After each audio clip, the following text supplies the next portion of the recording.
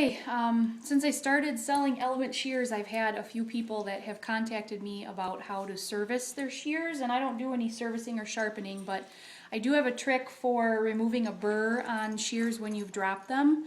Occasionally, if they get knocked off the table, they'll fall on the floor and they'll be in a partially open position. Sometimes they're closed completely, but if they're in an open position, what'll happen when they fall on the tips or on the tip of the handle, wherever they're open to, the tooth on thinner blade or the cutting edge on a regular straight shear, they'll knock against each other. So you'll get a little tiny burr and a tick out of the cutting edge of your blades. So what you want to do if that happens is you want to keep them in the position that you picked them up from the floor.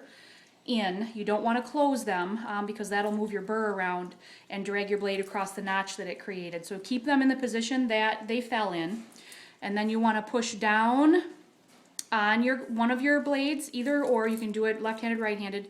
Push down on one tip and up on the other tip so that you get space between your two cutting blades. And then you're slowly going to close them, and you can see hopefully that there's light between the two of them so that they've not touched each other until they're completely closed. Then let them close all the way.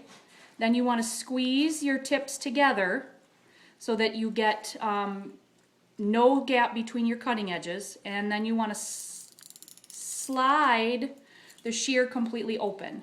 What that does is it'll grab that burr and slide it up and off of your cutting edge, regardless if it's on the tooth side or the straight edge side, and roll it off of there so that it doesn't catch in your teeth or against your cutting blade again and notch it out worse, or roll around and get reintroduced onto the blade further up or down and create more notches in the shears. That doesn't fix the shear, but a lot of times it'll get it workable so that you can use it until you get it off to your sharpener. All right.